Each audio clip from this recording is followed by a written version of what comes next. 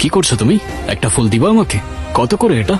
ছেলেটা আর যাই হোক, যেভাবে তোকে প্রোটেক্ট করছে, আমার মনে হয় না এটা শুধু ডিউটির মধ্যে সীমাবদ্ধ। কারো প্রতি কারো মায়া না থাকলে কেউ নিজের জীবন বাজি রেখে কাউকে এভাবে বাঁচায় বল? নাও, এটা তোমার জন্য। কেন ফোন দিয়েছো আমাকে? কি চাও তুমি?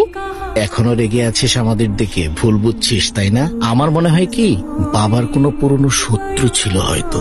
আমি মনে হয় খুব ভালোভাবে বুঝতে পারছি আসল শত্রু কারা। মা, তুই বাড়ি ফিরে আয়। ঠিক আছে, আমি আসতেছি। এই তো আমার বোন চলে এসেছে। তুই শুধু শুধু কিন্তু ভয় পাচ্ছিস। তোর বাবা তো তোকে বাইরে সেটেল করে দিয়ে গেছে। কিছুদিন আগে বললে হয়তো খুশি খুশি সবকিছু লিখে দিতাম। সেদিন রাতের পর তোমাদের সম্পর্কে আমার ধারণা বদলে গেছে। আমি সাইন করব না। ভালোই ভালোই সাইন না করলে কিভাবে করাতে হয় সেটা আমার ভালোই জানা আছে। আর এক পাও সামনে না। কত টাকা দিয়েছে তোকে? দ্বিগুণ দিব। সরে যা এখান থেকে। তুই হয়তো টাকা দিয়ে দুনিয়ার সবকিছু কিনতে পারবি, কিন্তু বিশ্বস্ততা না।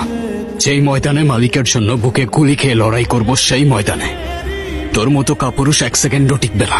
এটাও করিস না। এই ছেলে, তুই কি আমাদের হুমকি দিচ্ছিস নাকি? হ্যাঁ, যাদের কিছু করবার ক্ষমতা নেই হুমকি দেওয়া তাদের কাজ।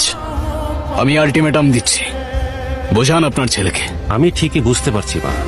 আমি এখন যেতে চাই না। আমি কেন এভাবে পালিয়ে যাব? এটা পালানো নয় ম্যাম, রণকৌশল। লড়তে হলে সবার আগে বেঁচে থাকতে হবে, টিকে থাকতে হবে। যদি তোমার বাবার সাথে কিছু হয়েই থাকে, আমি মনে করি তোমার জন্য না হলেও তোমার বাবার জন্য এখান থেকে চলে যাওয়া উচিত। এখানে আমি তোমার পাসপোর্ট আর এয়ার টিকিট রেখে যাচ্ছি। খালেদ তোমাকে এয়ারপোর্ট পর্যন্ত পৌঁছে দেবে। হ্যালো হ্যালো রিদিতা, হ্যাঁ মিতু বল। এখনই তুই রেস্টুরেন্টের সামনে চলে আয়, বুঝছিস? তোর বাবার মৃত্যুর ব্যাপারে আমি অনেক বড় একটা ইনফরমেশন পেয়েছি। কি কি বলছিস তুই? তুই একা আসবি, কাউকে বিশ্বাস করা যায় না, এমনকি তোর বডিগার্ড কেউ না। আমি তো এখানেই আসছি। তুই কি স্পটে চলে আসছিস? হ্যাঁ, আমি স্পটে আছি। তুই কোথায়? আমি আছি। Hello hello hello